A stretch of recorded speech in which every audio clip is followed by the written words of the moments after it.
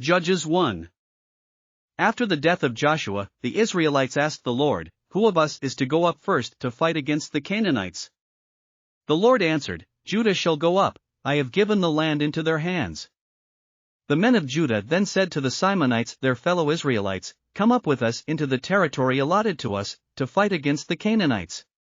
We in turn will go with you into yours." So the Simeonites went with them. When Judah attacked, the Lord gave the Canaanites and Perizzites into their hands, and they struck down 10,000 men at Bezek. It was there that they found Adoni-Bezek and fought against him, putting to rout the Canaanites and Perizzites.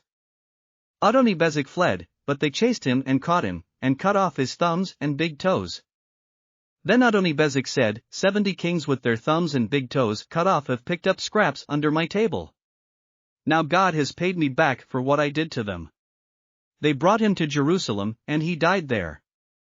The men of Judah attacked Jerusalem also and took it. They put the city to the sword and set it on fire. After that, Judah went down to fight against the Canaanites living in the hill country, the Negev and the western foothills. They advanced against the Canaanites living in Hebron, formerly called Kiriath Arba, and defeated Sheshai, Ahiman and Talmai. From there they advanced against the people living in Debir, formerly called Kiriath Sepher. And Caleb said, "I will give my daughter Achsah in marriage to the man who attacks and captures Kiriath Sepher." Othniel son of Kenaz, Caleb's younger brother, took it, so Caleb gave his daughter Achsah to him in marriage. One day when she came to Othniel, she urged him to ask her father for a field. When she got off her donkey, Caleb asked her, "What can I do for you?" She replied, "Do me a special favor. Since you have given me land in the Negev, give me also springs of water." So Caleb gave her the upper and lower springs. The descendants of Moses' father-in-law, the Kenite, went up from the city of palms with the people of Judah to live among the inhabitants of the desert of Judah in the Negev near Arad. Then the men of Judah went with the Simeonites their fellow Israelites and attacked the Canaanites living in Zephath, and they totally destroyed the city.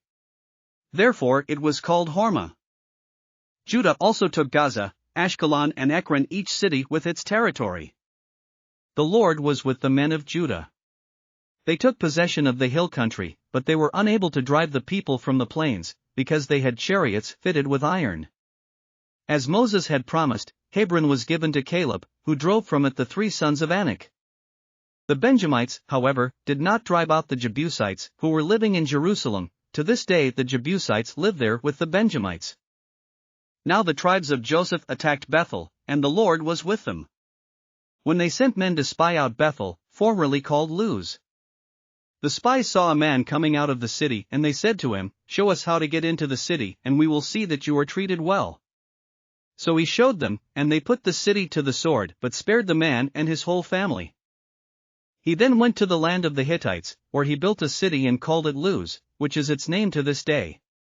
But Manasseh did not drive out the people of Beth-shan or Tanakh or Dor or Ibleam or Megiddo and their surrounding settlements, for the Canaanites were determined to live in that land.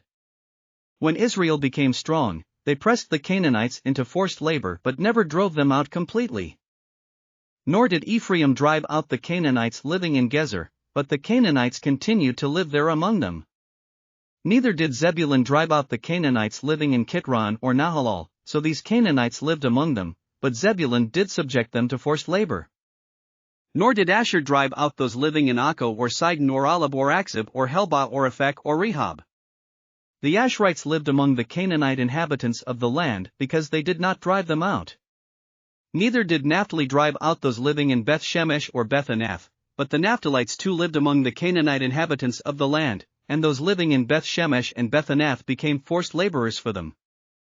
The Amorites confined the Danites to the hill country, not allowing them to come down into the plain. And the Amorites were determined also to hold out in Mount Heres, Aijalon and Shalbim, but when the power of the tribes of Joseph increased, they too were pressed into forced labor. The boundary of the Amorites was from Scorpion Pass to Selah and beyond. Thanks for listening to another chapter of the Bible. At My Faith Fuel, we believe a good coffee fuels your faith and energizes your day. Please visit myfaithfuel.com to explore our delicious coffee blends. Part of each purchase goes to training worshipers around the world. Thanks for listening.